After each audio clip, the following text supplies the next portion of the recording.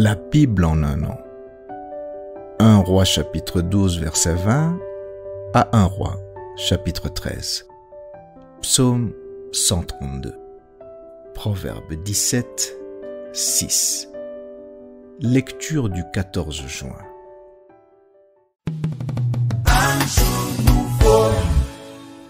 Actes chapitre 9, versets 26 à 43.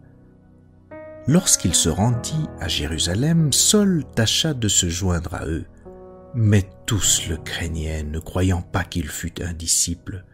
Alors Barnabas, l'ayant pris avec lui, le conduisit vers les apôtres et leur raconta comment sur le chemin Saul avait vu le Seigneur, qui lui avait parlé, et comment à Damas il avait prêché franchement au nom de Jésus. Il allait et venait avec eux dans Jérusalem et s'exprimait en toute assurance au nom du Seigneur. Il parlait aussi et disputait avec les hellénistes, mais ceux-ci cherchaient à lui ôter la vie. Les frères, l'ayant su, l'emmenèrent à Césarée et le firent partir pour Tarse.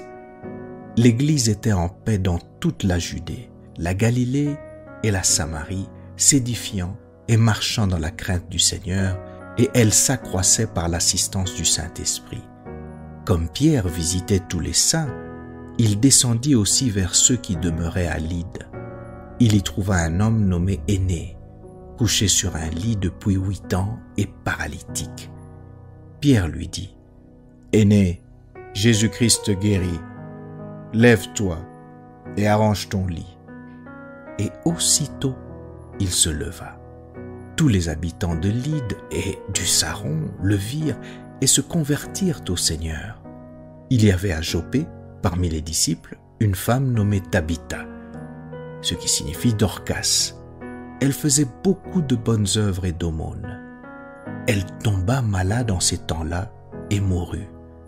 Après l'avoir lavée, on la déposa dans une chambre haute. Comme Lyde est près de Joppé, les disciples ayant appris que Pierre s'y trouvait, envoyèrent 2 hommes vers lui pour le prier de venir chez eux sans tarder. Pierre se leva et partit avec ces hommes. Lorsqu'il fut arrivé, on le conduisit dans la chambre haute. Toutes les veuves l'entourèrent en pleurant et lui montrèrent les tuniques et les vêtements que faisait Dorcas pendant qu'elle était avec elle. Pierre fit sortir tout le monde, se mit à genoux et pria. Puis se tournant vers le corps, il dit : « Tabitha, lève-toi. » Elle ouvrit les yeux, et ayant vu Pierre, elle s'assit. Il lui donna la main et la fit lever. Il appela ensuite les saints et les veuves et la leur présenta vivante. Cela fut connu de tout Joppé, et beaucoup crurent au Seigneur. Pierre demeura quelque temps à Joppé chez un corroyeur nommé Simon.